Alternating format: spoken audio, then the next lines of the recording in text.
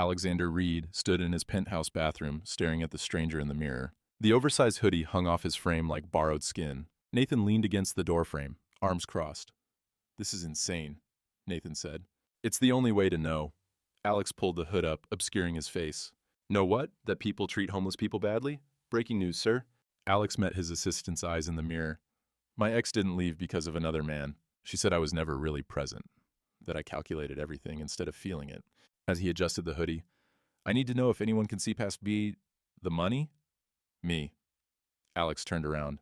"If anyone can see me?" Nathan sighed. "And if no one does?" Alex didn't answer. He was already heading for the elevator. The cold bit through the thin fabric faster than Alex expected. He'd chosen a busy corner. Lots of foot traffic, he'd calculated. Hundreds of people passed in the first hour. Not one looked at him, not anger, not disgust, not even curiosity, just nothing. A woman pulled her child closer as they passed. A businessman stepped around him like he was a trash bag left on the sidewalk. Alex had read about invisibility in sociology papers, but data didn't prepare you for the feeling, or lack of feeling, of being unseen. His phone buzzed in his pocket. Nathan checking in, probably. Alex ignored it, committed to the experiment. Then someone sat down beside him. An older man, actual homeless by the smell and worn layers, settled against the building with a wheezing laugh. "You're doing it wrong, kid." Alex turned, startled. "What?" "Your posture. You're sitting like someone who expects things to improve." The man's eyes were sharp despite the weathered face. "Real homeless don't make eye contact anymore. We learn not to hope." Alex stared at the man. "How long have you been?" "6 years, Eddie." He extended a hand. Alex shook it, noting the calluses. "Used to teach high school English. Then I didn't. Then I didn't have an apartment. Then—" Eddie shrugged. "You know how it goes. Except you don't, do you?" "I'm trying to understand." "Why?" Alex hesitated. The real answer felt too raw. "Looking for something real." Eddie studied him. "Let me ask you something. How many homeless guys you pass on your way to work every day?" Alex opened his mouth, closed it. "I don't, and I don't know." "Ever counted?" "No." "Ever looked?" The truth hit Alex like cold water. "No." Eddie nodded, satisfied. "That's the thing about invisibility. Works both ways. You're out here testing if people can see you when you're nothing, but you never saw us when you were something." He pulled out a crushed pack of cigarettes, didn't light one. "Funny how that works." Alex felt something crack open in his chest. Not the revelation he'd planned for, not the experiment he'd designed. "Last person who looked me in the eye," Eddie continued, matter of fact, "was 5 years ago. A girl. Gave me bread." He smiled at the memory. "Still comes around sometimes. Always has spare bread." They sat in silence as the city rushed past, unseeing. Mira, Lane counted out coins at the bakery counter, sorting them into small piles. The baker, Mrs. Chen, who remembered everyone's names, waited patiently. "2 loaves today?" "Always 2. Mira pointed at the slightly stale one. "That one for me." Then the fresh one, still warm. "That one just in case." Mrs. Chen wrapped them carefully. "How's your mama?" "Having a good week." Mira smiled, the kind that didn't quite reach tired eyes. "She remembered my name yesterday. For about 20 minutes. That's something." "It is." Mira paid, tucked the change back into her worn purse, and headed out into the morning cold. She walked the same route every day, past the park, down 5th, toward the corner where the old building cast long shadows. Eddie's corner. Except today, there were 2 men sitting there. Mira almost kept walking. Her shift started in 40 minutes. Mom needed her meds organized for the week. The secondhand store had those winter gloves she wanted, if they were still there. She stopped, turned back. The younger man beside Eddie had his head down, but something about his hands caught her attention. Too clean for someone who'd been on the streets long, and his teeth, when he glanced up, too white, too straight. Recent trouble, maybe. The kind where you still remembered what having things felt like. Those were the dangerous days, when you still hoped. Mira knelt down, the cold concrete biting through her jeans. Eddie nudged the younger man, who looked up. His eyes were startling, clear gray, like winter sky, completely at odds with the dirty hoodie. "Hi." Mira held out the fresh loaf. "It's still warm. Eat it while you can." The man stared at the bread like he'd never seen food before. Then, in a voice that didn't match his appearance, too clear, too precise, like a radio announcer, he said, "Thank you." Mira flinched slightly, that voice. It reminded her of, "Kid used to be in radio," Eddie cut in smoothly. "Before, you know." The younger man caught himself, seemed to remember where he was. "Yeah, thanks, really." Mira nodded, stood up. "Take care of each other." She walked away, checking her phone for the time. Late if she didn't hurry. Behind her, she didn't see the younger man watching her go. Didn't see him staring at the bread in his hands. Didn't see Eddie watching him with something like recognition. After she disappeared around the corner, Eddie spoke. That's her, the one I told you about. 5 years, same route, always has spare bread. Alex looked down at the loaf. Still warm, just like she'd said. His hands were shaking. He realized, distantly, that he was crying. Couldn't remember the last time. Didn't know why now. Eddie didn't comment. Just sat there, companion in silence, as the city rushed on around them. 3 hours later, Alex stood in his office, showered and suited, staring at the paper bag on his desk. Nathan had retrieved it from the corner after Alex left. The bread Mira gave him, carefully preserved. You keeping that? Nathan asked from the doorway. Run a background check. Mira Lane. She works in this building somewhere. Already did. Part-time, 5th floor operations. Night shift cleaning crew. Nathan consulted his tablet. Mother with early onset dementia. No father in the picture. 2 jobs, both minimum wage. Clean credit because she barely has any. No debts because she can't qualify for loans. Alex absorbed this. The bread probably cost her more than she should spend. Yeah. Nathan set the tablet down. So what's the play? I need to see her again. As myself. Define yourself. Alex didn't have an answer for that. The next day, Alex engineered a coincidence. Staff elevator, 10 p.m. when Mira's shift started. The doors opened. She stepped in, exhausted, carrying a canvas bag that had seen better years.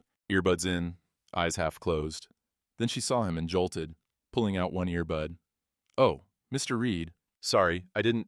Should I take the other elevator? No, please. Alex stepped aside, making room, though there was plenty. Long day? Always. She managed a polite smile. The kind employees gave executives, careful, neutral. You work late, too. Sometimes. And he searched for something to say that wasn't awkward. Failed. Do you prefer night shifts? They're quieter. True, but not the whole truth. He could tell. The elevator hummed. 17 floors to go. She checked her phone, clearly uncomfortable. I'm Alex, by the way, not just Mr. Reed. She glanced at him, surprised. Mira. I know. At her expression, he added quickly, your name tag. Last month's employee newsletter. Lie, but smooth enough. The doors opened on 5. She stepped out, turned back. Good night, Mr. Alex. Good night, Mira. The doors closed. Alex exhaled, realized he'd been holding his breath. Nathan's voice crackled through his phone. Smooth, real smooth. Shut up. Mira took the stairs the next night, not because of the elevator encounter, or not just because of that. She always preferred stairs when she could. Fewer people, more control over pace. Plus, the stairs had their quirks, like the 47th step, which creaked different from all the others. Higher pitched, almost lonely, if buildings could be lonely. She was counting, 31, 32, when she heard footsteps above her. Alex appeared on the landing, slightly breathless, wearing expensive running gear that had never seen actual running. Oh, hey. He tried for casual. Didn't expect anyone else. Mira paused on step 43.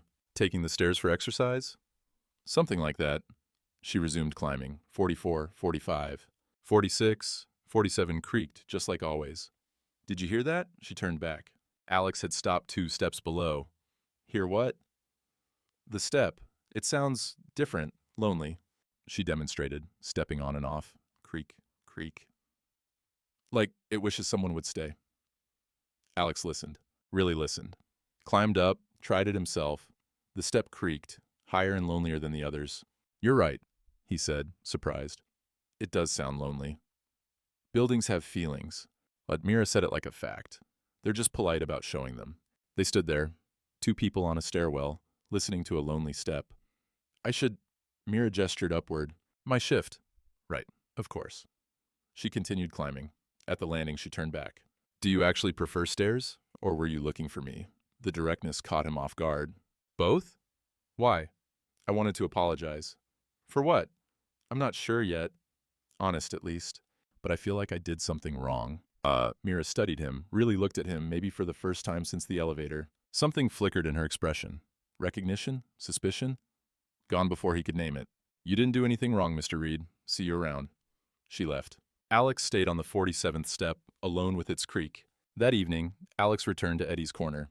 Still in disguise, though it felt different now. Less experiment, more, he didn't know what. Eddie was eating something from a styrofoam container. Back already. She works in my building. I didn't know before. And now you do. What are you going to do about it? Alex sat down heavily. My ex said I was never present, that I lived in my head, calculating everything. He picked at a loose thread on his hoodie. The designer tag still hung at the neck. Eddie had noticed it the first day, said nothing. I don't know how to not do that. Eddie chewed thoughtfully. You know what I miss most about having a home? What? Dishes. Washing dishes after dinner. Sounds stupid, right? But there was something about standing at the sink, hands in warm water, just being there. Present. Not thinking about tomorrow or yesterday. Just dishes. That's not stupid. It's not profound either. That's the point. Eddie gestured with his plastic fork. Your problem isn't calculation. It's thinking everything has to mean something big. Sometimes bread is just bread. Sometimes a creaky step is just a creaky step. But it's not. She said it sounded lonely. And she's right. But she didn't make it into a metaphor. She just noticed. Eddie pointed at Alex's chest. You're looking for meaning. She's just looking. Alex sat with that. Somewhere nearby, a siren wailed. The city continued, indifferent. I think I'm in trouble, Alex said quietly. Eddie laughed. Kid, you've been in trouble since you put on that ridiculous hoodie. It's designer. That's worse. They sat together as evening turned to night. Two men on a corner, one still learning how to see. Back in his penthouse, Alex couldn't stop thinking about dishes, about presence, about the gap between intention and impact. Nathan found him at 2 a.m., staring at Mira's employee file on his tablet. This is creepy, you know. I'm not being creepy, I'm being creepy. Nathan took the tablet.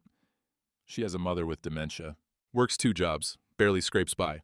And you're sitting here in your penthouse, stalking her file. I want to help. Why? Because I can. That's not why. Nathan set the tablet down. That's how. Why do you want to help her specifically? Alex didn't answer. Couldn't. Nathan sighed. You know what your problem is? You think helping is the same as connecting. It's not. Then what is? If I have to tell you, you're not ready to know. Nathan left. Alex stayed up watching the city lights, thinking about warm bread and lonely steps, and the way Mira's voice changed when she said her mother's name. At 6 a.m., he made a decision, called HR, pulled some strings. By 9 a.m., Mira Lane had been promoted to day shift operations with a 20% pay increase. By 10 a.m., everything had gone terribly wrong. Mira stood in the HR office, shaking with fury. I didn't apply for this. The HR manager looked confused. It's a promotion. Better pay, better hours. I didn't ask for it. I don't want it. Mira's voice was tight, controlled. I need night shifts. My mother needs care during the day. The day caregiver costs less. Did anyone think to ask why I work nights? Miss Lane, this is a generous.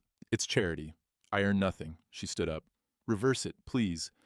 I can't just. Then I quit.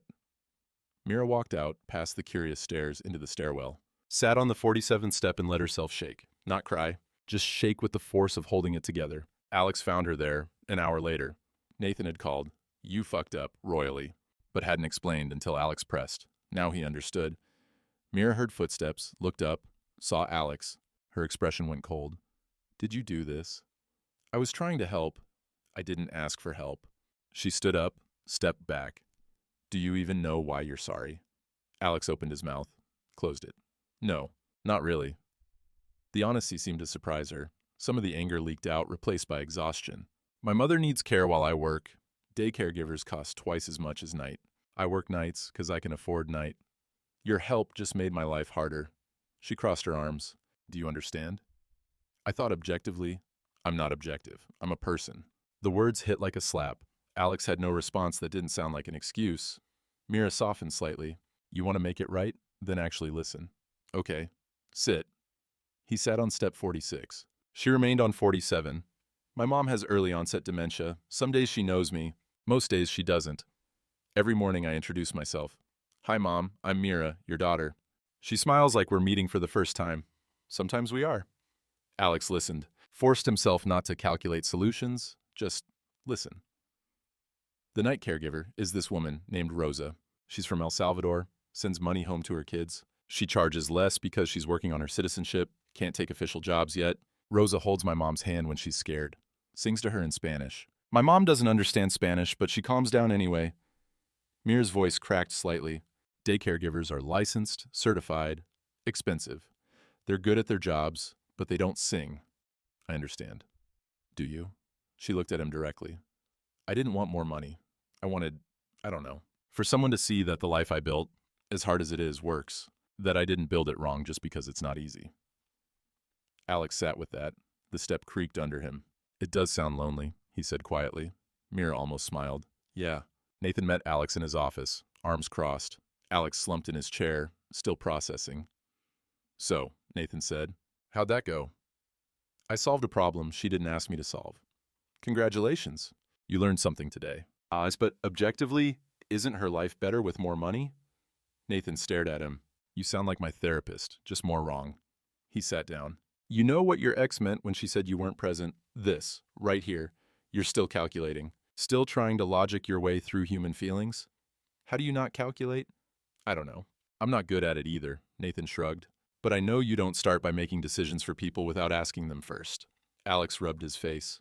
I need to fix this. Not fix, undo. There's a difference. Okay, how?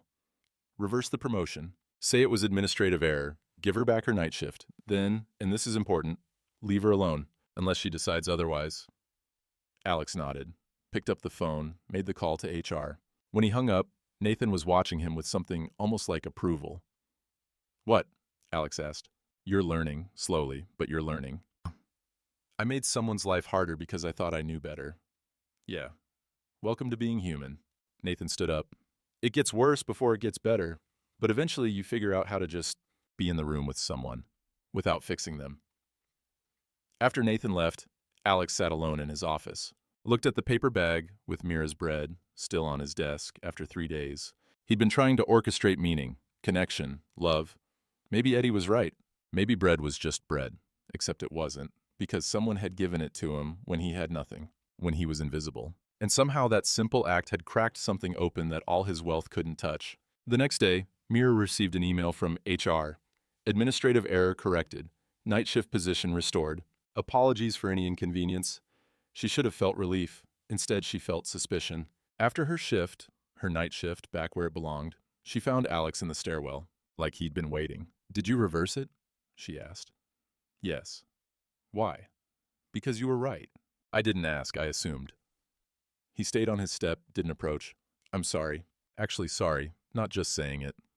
Mira studied him. He looked tired, rumpled, which was new. She'd only ever seen him perfectly composed. Sit, she said, like before. He sat.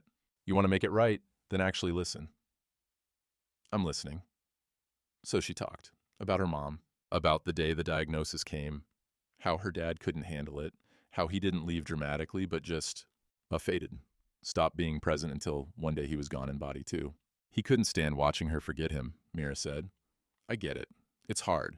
But she needed him to stay anyway. Alex listened, really listened. Didn't offer solutions or try to fix anything. Just sat there as she talked about memory resets and the peculiar grief of losing someone while they're still alive. Do you know why I give bread to homeless people? Mira asked suddenly. No. Because my dad used to. Every Sunday he'd buy extra and leave it on benches, corners, wherever. He'd say everyone deserves to eat something warm.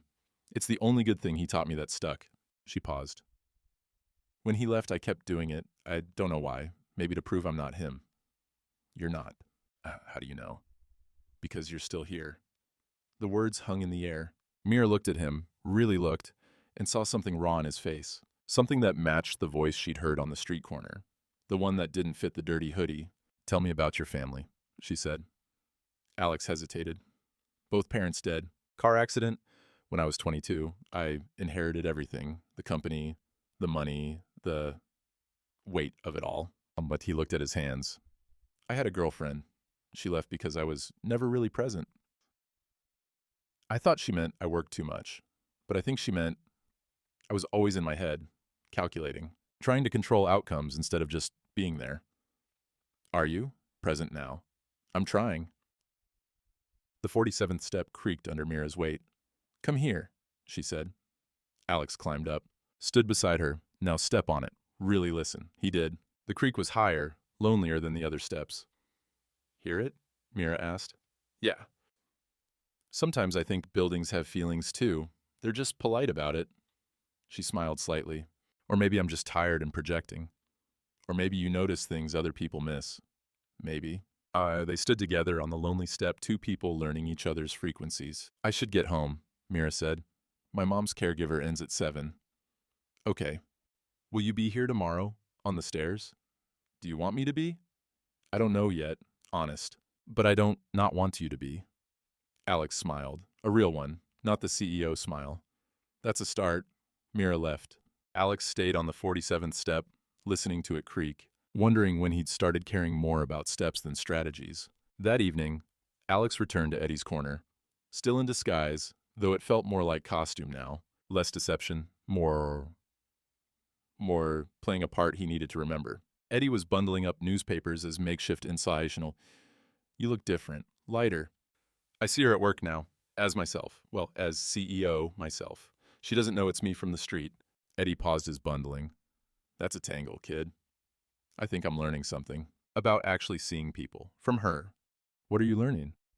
That helping isn't the same as connecting. That presence is harder than I thought. That sometimes buildings have feelings and 47 steps sound lonely and none of it makes sense, but all of it matters. Eddie studied him. You're going to have to tell her eventually about this. He gestured at the disguise. I know. The longer you wait, I know. They sat in silence.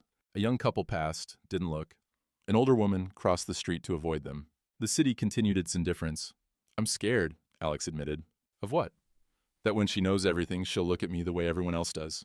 Like I'm just the money. Or worse, like I'm a liar. You are lying. I know. But you're also learning. That counts for something. Eddie pulled out his crushed cigarette pack, still didn't light one. Maybe instead of fearing the reveal, work on becoming someone worth revealing. So how do I do that?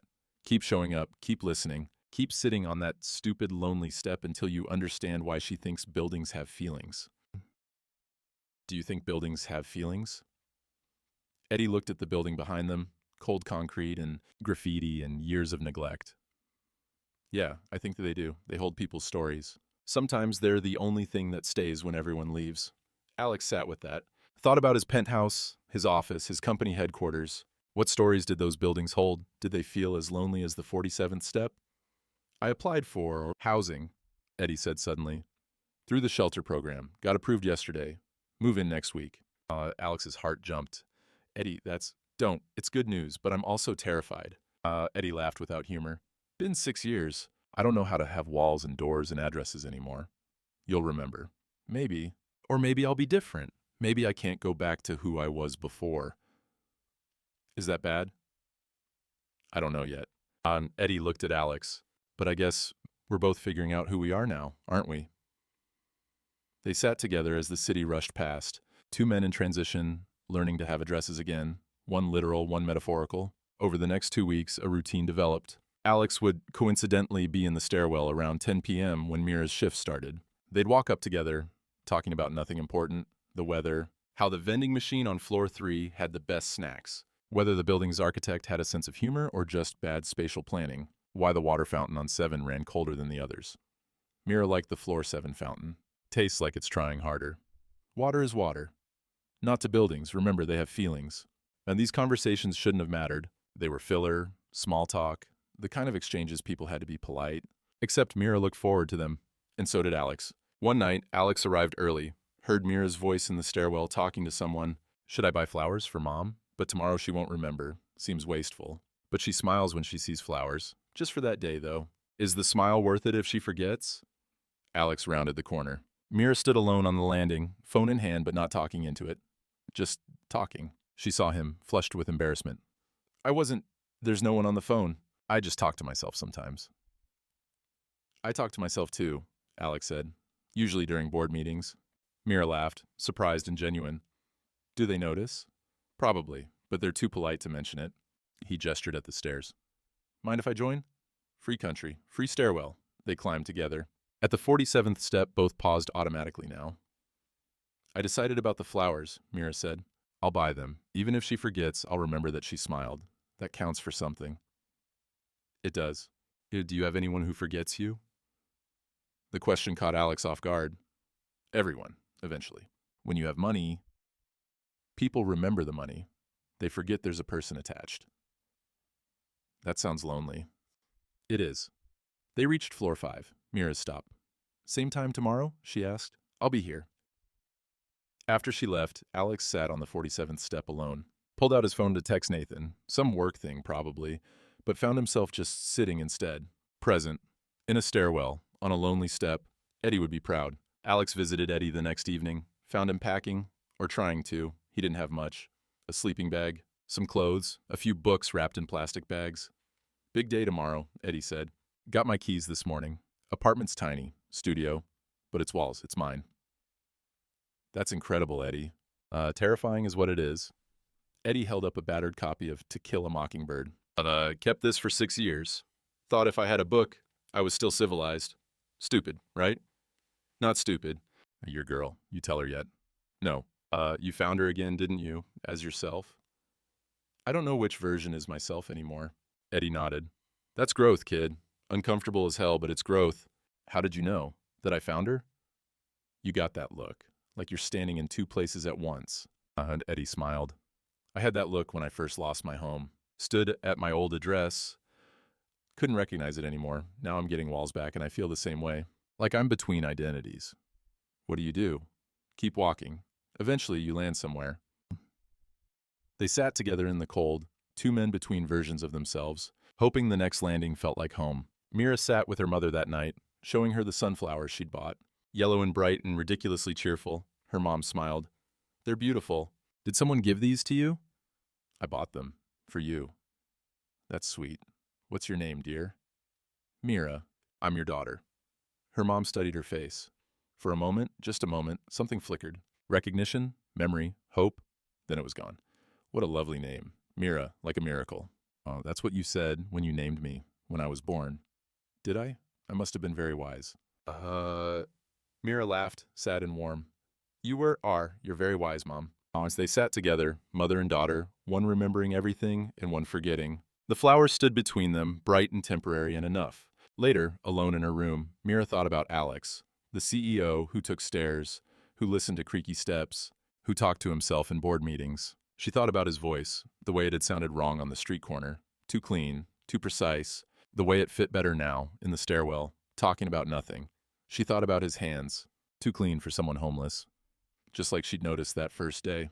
On impulse, she pulled out her phone, Googled Alexander Reed CEO, photos loaded, man in tailored suits, sharp eyes, confident presence, the same eyes that had looked up at her on Eddie's corner, the same voice that had said thank you, like a radio announcer. Mira stared at her phone for a long time.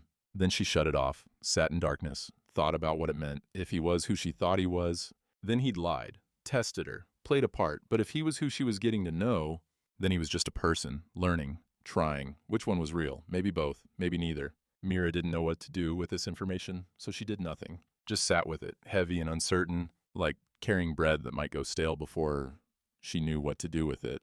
The next day, Mira and Alex got coffee. His suggestion, her agreement, both nervous for different reasons. The barista, young guy with too many piercings, brightened when Alex approached. Mr. Reed, your usual? Mira went still. Alex recovered quickly. Reed's a common name. Sure, but you're the Mr. Reed, right? CEO Reed? The barista was already making espresso. I read about your company's new initiative. Pretty cool stuff. Just coffee, thanks. Alex paid, didn't meet Mira's eyes. They sat at a tiny table by the window. The coffee was too hot to drink. Good excuse for silence. Reed's a common name, Mira said finally. It is. But you're not common Reed. You're CEO Reed. Does it matter? I don't know yet. She wrapped her hands around the cup. Why didn't you just say so? Would you have treated me the same? Probably not. Honest. But lying about it isn't better. I didn't lie. I just didn't correct assumptions. That's politicians speak for lying. Alex flinched. You're right. They drank coffee. Mira's mind spun. CEO Reed, the man who'd reversed her promotion, who took stairs at 10 p.m., who listened to creaky steps, who sounded exactly like the homeless man from Eddie's corner. No, that was crazy. CEOS didn't pretend to be homeless. That was cruel. A thought experiment from someone with too much money and not enough reality. But his voice, his hands, his teeth. I needed to get to work, Mira said abruptly.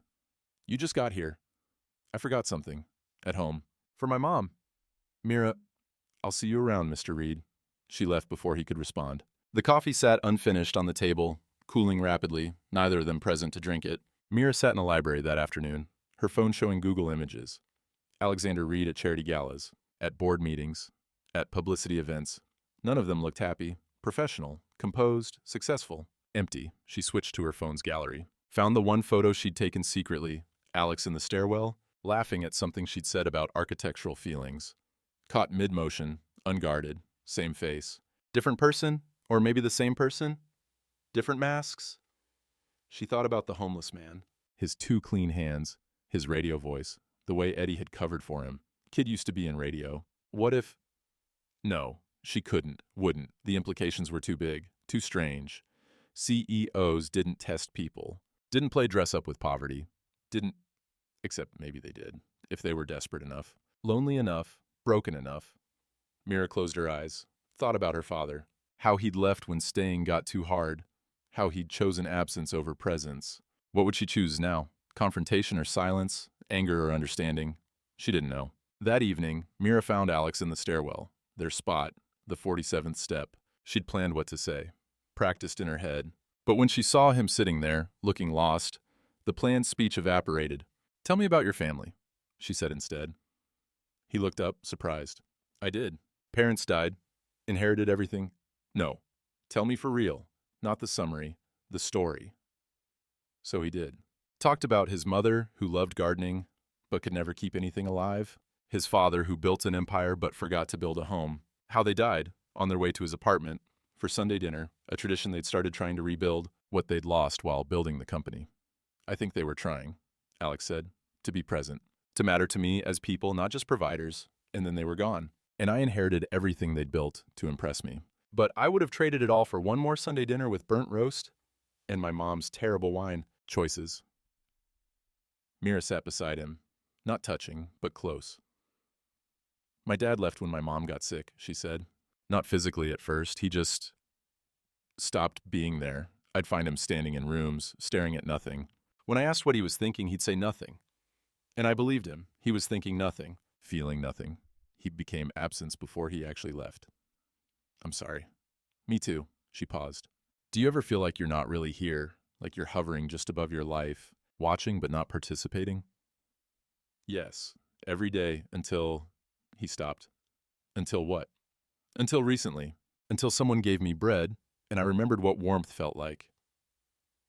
Mira's breath caught. He'd said it, admitted it, without admitting it. She could confront him now, demand the truth, break whatever fragile thing they were building. Instead, she asked, "What are you afraid of?" "Being seen, being unseen, being both at once." Alex looked at her. "What are you afraid of?" "That people only see what they need from me, not what I actually am."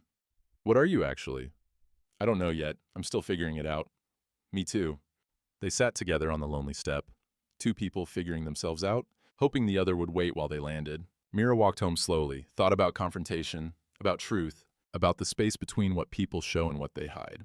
At home, she talked to her invisible friend, the one who lived in her head, who listened without judgment. If he lied about who he is, was any of it real? She asked the empty room. The stairwell conversations, the listening, the way he hears lonely steps?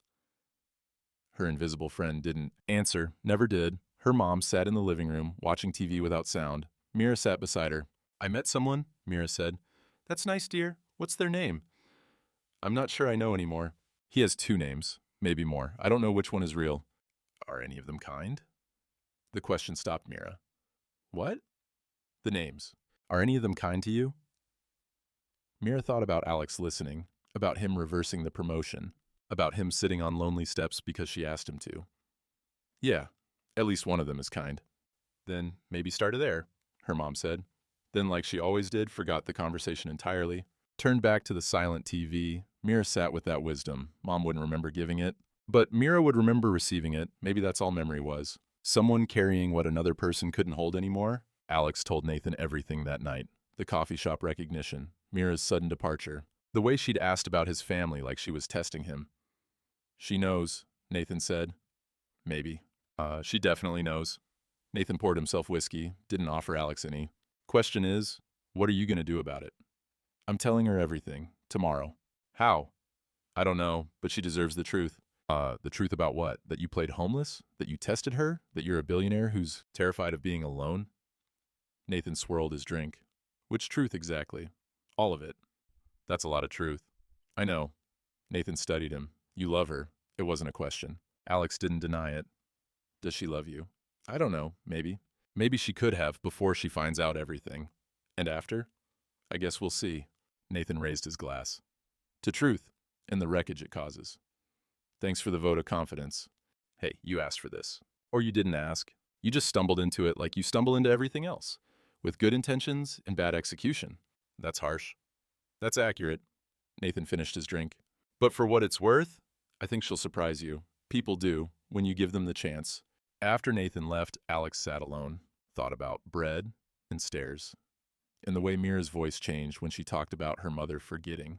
Tomorrow he'd tell her everything, risk everything, hope for, what, not forgiveness. He didn't deserve that, maybe just understanding. Maybe just a chance to start over, honestly this time, without tests or disguises or calculations. Maybe just a chance to be present, really present, even if it meant being present for her walking away. Nathan oversaw the gallery setup with the grim determination of a man orchestrating a beautiful disaster. Explain to me again, the curator said, why we're centering an art exhibition around bread. Bread as metaphor for human connection? Nathan read from his notes. That's... The curator searched for words. Bold. That's one word for it. They'd rented a small but prestigious gallery space. White walls, track lighting, the kind of place that made everything look important whether it was or not. The centerpiece. A glass pedestal. On it, a single loaf of bread. Is it real bread? The curator asked. He insisted on real. It'll go stale. That's probably also a metaphor. The curator pinched the bridge of his nose. And we're expecting press? We invited them. They think it's performance art. They're not wrong. Around them, gallery staff arranged other elements. Photos of bread through history, quotes about hunger and compassion. Interactive elements where attendees could share stories of kindness. It was earnest and awkward and trying too hard to be meaningful. Nathan hated it, but he understood why it mattered. Alex arrived at 6 p.m., wearing his best suit and worst expression. This is insane, Alex said. Your idea. It's too much, too public, too late. Guests arrive in an hour, Mira in 90 minutes. Nathan adjusted Alex's tie. You nervous? Terrified. Good, you should be. This is either the most romantic gesture ever or the most spectacular crash and burn in recent history. Well, thanks for the pep talk. Hey, I tried to talk you out of it. You insisted. Something about grand gestures and being honest publicly. I'm an idiot. Yep, but you're an idiot who cares. That counts for something. Alex looked at the bread on its pedestal, remembered the warmth of the original, the way Mira had knelt in the cold to offer it. What if she doesn't come? Then you'll have a bread exhibition with no guest of honor. We'll call it Absence, and the art critics will love it. Despite everything, Alex smiled. Mira received the invitation at work. A card, actual paper, hand-delivered. Community art event, connection and compassion, free admission, open to all. Onion below in different handwriting. Please come. A. She should have thrown it away. Should have known it was a trap or a test or whatever game rich people played when they got bored. But the please got to her, something vulnerable in that single word. She wore her only dress. Navy blue, 3 years old, still fit okay. Did her hair, even put on makeup, which she never did. Rosa, the night caregiver, arrived early, noticed. You look beautiful. Special occasion? Maybe. I don't know yet. Go. Your mom and I will be fine. We'll watch novellas. Mira's mom looked up from her chair. You're going somewhere? You look nice. To an art thing. A friend invited me. That's lovely, dear. Is it someone special? I don't know, Mom. Maybe. Probably. I'm still figuring it out. Her mom smiled. Well, have fun figuring it out. That's the best part anyway. The gallery was already filling when Mira arrived. Rich people in expensive clothes, holding wine glasses, making conversation that sounded like performance. She felt immediately out of place. Almost turned around. Almost left. Then she saw Alex across the room, in a suit that probably cost more than her rent, looking nothing like the man from the stairwell, looking nothing like the man from the corner, looking exactly like the photos she'd found online. Her stomach dropped. He saw her, started toward her. Mira wanted to run, but people were watching, and she was tired of running. Alex stopped in front of her. You came. You asked. I wasn't sure you would. I wasn't sure I would either. They stood there, Awkward and formal space, missing their stairwell.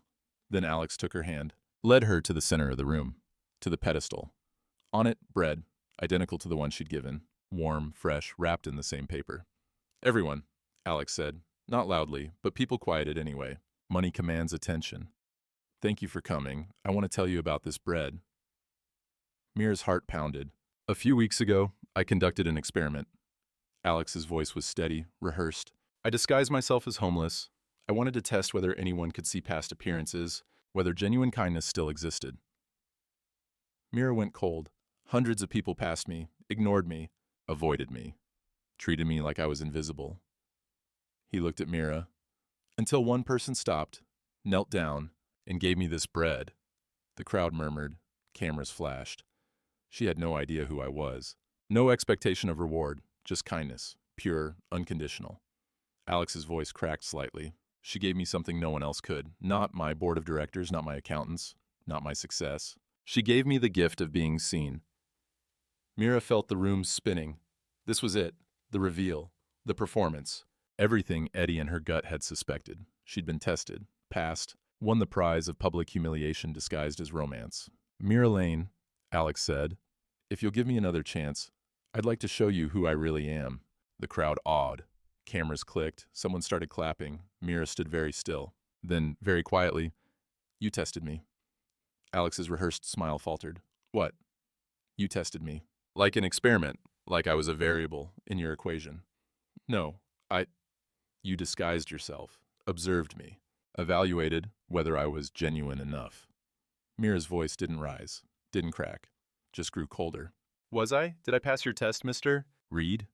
It wasn't like that. Then what was it like? Now her voice shook, not from tears, from disappointment. I didn't give you bread because you were homeless.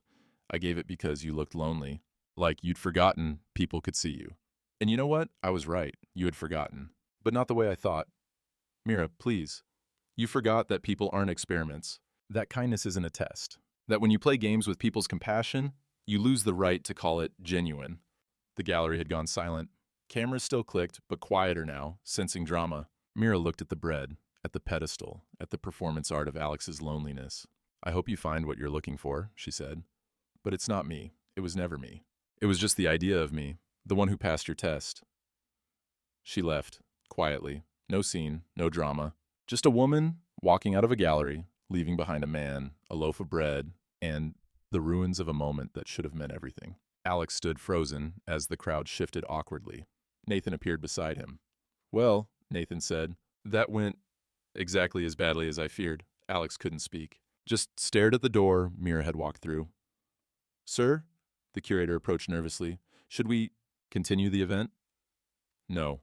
Alex's voice sounded hollow. Cancel it. Send everyone home. Donate the bread. He walked out the back entrance. Didn't wait for Nathan. Didn't answer calls. Just walked the city streets, still in his expensive suit, more lost than he'd ever been in his homeless disguise. Because Mira was right. He hadn't been looking for love. He'd been looking for validation, proof that he could be loved without the money, without the status. But he'd gone about it exactly wrong. Tested instead of trusted. Calculated instead of connected.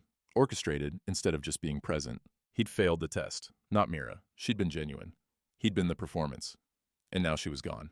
And he was alone.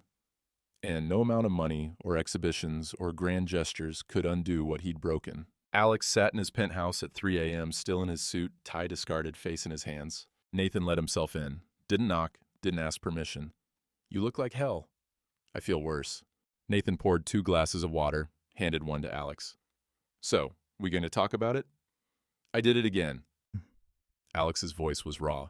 Tried to orchestrate a moment instead of being in one. Tried to control the outcome. Made it about the gesture instead of the person. Yeah, you did. That's it? No pep talk? No, it'll be okay? Would you believe me if I said that? No? Then why waste the words? Nathan sat down. You fucked up. Adult style. Spectacularly. With cameras and witnesses and a metaphor that didn't land. Jesus, Nathan. You want comfort or truth? I don't know what I want. Yeah, I can tell. Nathan drank his water. You know what your real problem is? You keep trying to be the hero, the savior, the guy who fixes everything.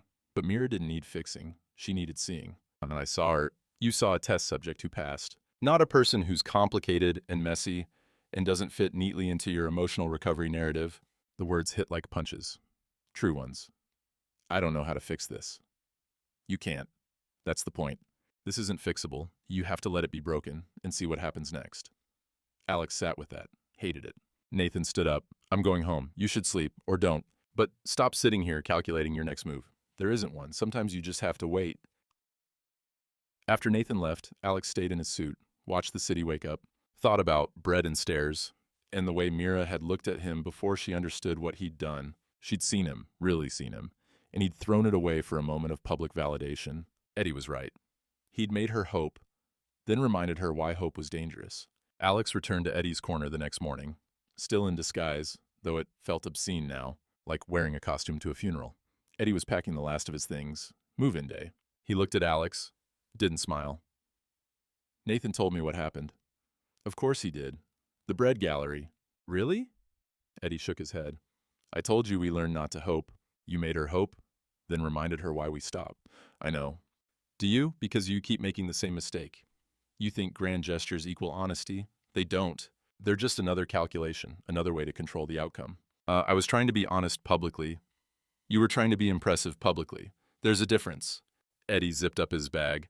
Housing application came through, by the way. Move in today. Guess I'll finally have an address again. Eddie, don't. It's good news, but I'm also terrified. And I don't need you to fix that or make it into a moment. I just need you to let me be scared. Alex sat with that. You want to know why Mira gave you bread? Eddie asked. She told me. I looked lonely. No, that's what she said. The why is deeper. She gave you bread because she knows what it's like to be invisible while standing right in front of someone. Her dad did that, made her invisible while he disappeared into his own head. She saw it in you, that same absence, and she tried to pull you back. I don't understand. You were playing homeless. She was living invisible. You treated it like theater. She treated it like life. Eddie picked up his bag. That's why she left. Not because you lied about money, because you lied about understanding. Eddie walked away, toward his new address, toward walls and doors and the terrifying hope of having a home again. Alex sat alone on the corner. For 6 years, Eddie had occupied this space. Now it was empty, not invisible, just empty. There's a difference. Mira went to work like normal. Night shift, stairs, the 47th step that creaked. Colleagues whispered. Some had seen the news. Girl rejects billionaire's bread proposal. The headlines made it sound like a fairy tale gone wrong. It wasn't a fairy tale. It was just wrong. Mira kept her head down, counted stairs, did her job. At break, she sat in the stairwell. Her stairwell. Before it was theirs, someone had left flowers on the 47th step. Sunflowers. Bright and ridiculous and trying too hard. Mira left them there. Didn't touch them. They'd wilt in a few days. Metaphor, probably. She went home to her mother. Rosa had left dinner in the fridge. Mira reheated it mechanically. Her mom was having a bad day. Didn't recognize her. Asked 3 times who Mira was. Forgot the answer each time. On the 4th ask, Mira's composure cracked. I'm your daughter, Mira. I've been your daughter for 27 years. Please remember, just for 5 minutes. Please. Her mom looked confused, scared. I'm sorry, dear. I know. It's okay. I'm Mira. I'm here to help. That's kind of you. Mira helped her mom to bed, sat beside her until she fell asleep, then went to her room and let herself cry. Not dramatically, just quiet tears that fell like rain nobody ordered. She'd been tested by a billionaire and found worthy, but she'd tested herself and found wanting, because part of her, small, secret, shameful, had hoped the fairy tale was real, had hoped the CEO in the stairwell actually saw her, not just her kindness, had hoped someone would remember her the way she remembered everyone else. But people didn't work that way. You couldn't test love, couldn't orchestrate it, couldn't guarantee it. You could only show up, be present. Hope the other person showed up too. Alex hadn't shown up, not really. He'd performed, calculated, tested, and she'd passed. But the test was the problem. She talked to her invisible friend. I wanted to matter, not as a good person, just as a person, to him specifically. Was that wrong?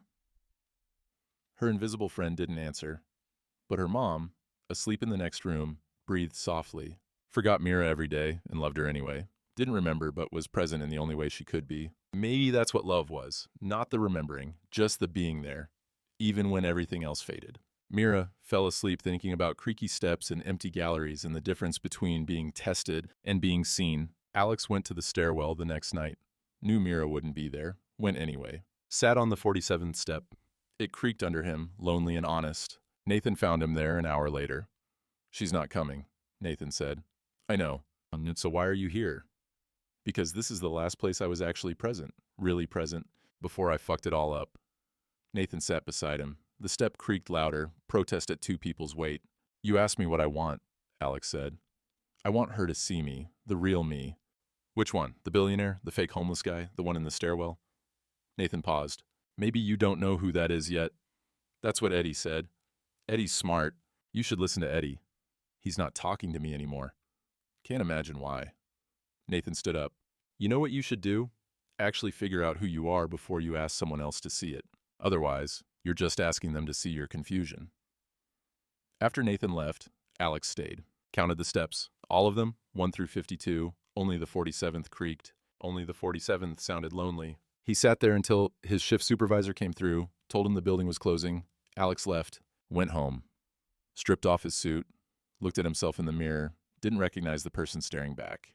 Maybe that was the point. Maybe you had to get lost before you could be found. Or maybe he was just making excuses for being a coward who tested people because he was too scared to trust them. He didn't know.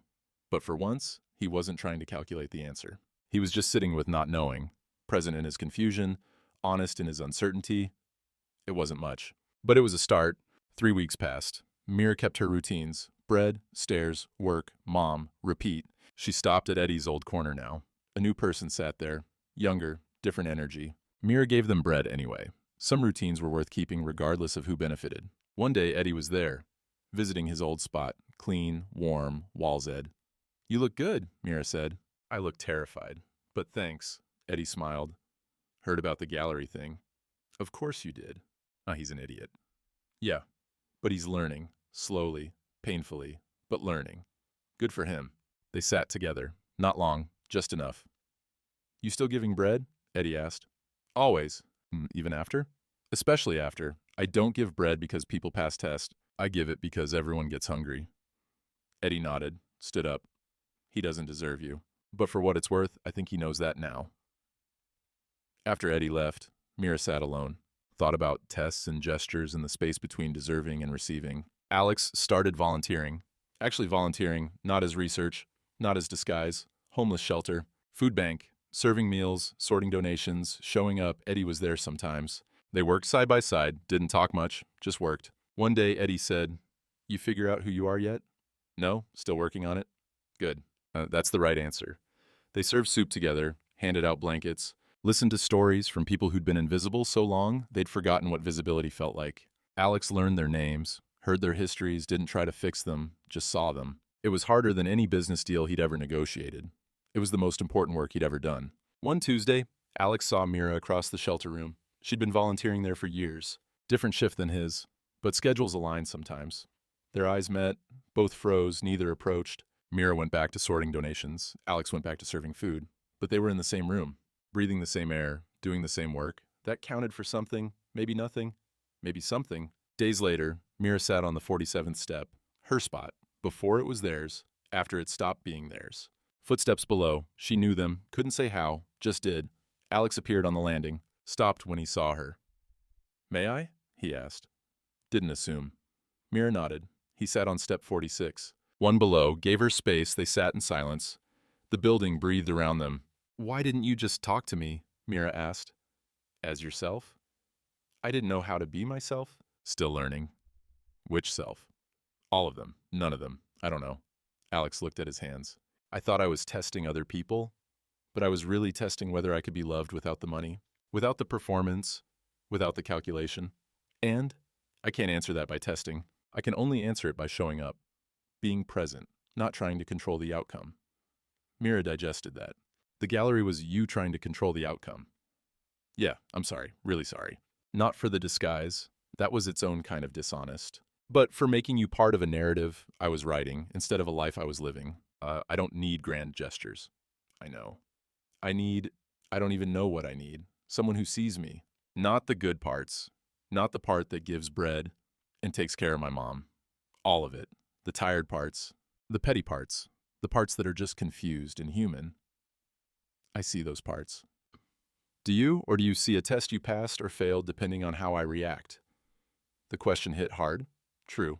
I'm trying to see them, without agenda, without calculation, just seeing. Mira turned to look at him. Really look. Are you here because you want forgiveness, or because you actually want to know me? Both. I can't undo what I did, but I'd like to start over, slowly, if you're willing. I need time. I have time. And no more surprises. No more tests. No more bread galleries or public declarations. No more surprises. They sat together. The step creaked under Mira's weight, lonely like always. It does sound lonely, Alex said quietly. Yeah. Do you think buildings have feelings? I think everything has feelings if you pay attention long enough. Mira smiled, small, tentative. Not forgiveness, not resolution, just a smile on a lonely step between two people learning each other's frequencies. Same time next week? She asked. I'll be here. Don't be here for me, be here for you. Figure yourself out first. And if I do, if I figure out who I am, then maybe we'll see. No promises? No promises. Mira stood up, walked to the landing, turned back. For what it's worth, I didn't give you bread because you passed a test. I gave it because you looked like you'd forgotten people could see you. She paused. I was right. You had forgotten, but I think you're remembering now. She left. Alex stayed on the 47th step. It creaked under him, lonely but less so. Maybe buildings did have feelings. Maybe steps learned to creak differently when people started listening. Or maybe he was just making meaning from ordinary sounds. Either way, he sat there, present, uncertain, hopeful without guarantee, learning to be seen without orchestration, without testing, without control, just being, in a stairwell, on a lonely step, waiting to see what happened next. No endings, no resolutions, just beginnings, real ones, the kind that didn't come with guarantees, the kind that asked you to show up anyway. A small thought to sit with. I think we all play a little billionaire sometimes, don't we? Not with money. Most of us don't have that kind of wealth to test people with. But with the smaller, sneakier tests, when we hold back a piece of ourselves to see if someone will come looking, when we dress down our needs to see if someone notices we're struggling, when we pretend we don't care to see if they care anyway, it's a protection thing, I think. A way to keep control when everything feels uncontrollable. If we orchestrate this test, at least we can predict the outcome, or so we tell ourselves. But here's what nobody tells you about tests. They don't prove love, they only prove compliance. Someone can pass every test and still not see you. They can fail every test and actually understand you perfectly. Because the real thing, connection, presence, being seen, doesn't come from tests. It comes from the terrifying act of showing up as you are, without scripts, without guarantees, and hoping the other person does the same. Sometimes buildings creak. Sometimes that creak sounds lonely. You can make it a metaphor for your entire emotional architecture, or you can just notice it. Both are valid, neither is wrong. We're all just people on staircases, counting steps, hoping someone hears the one that creaks different, hoping they'll sit with us there, not because they passed our test, but because lonely steps are easier to bear when you're not bearing them alone. So maybe instead of testing whether people are worthy of our vulnerability, we could just be vulnerable and see what happens. No promises, no guarantees, just showing up, being present, especially when we don't know how it ends. This is a work of fiction. All characters, events, and scenarios are entirely imaginary. Any resemblance to actual persons, living or dead, or actual events is purely coincidental. This story is not intended to represent real experiences with homelessness, dementia, or corporate life. Please seek appropriate professional resources for real-world guidance on these topics.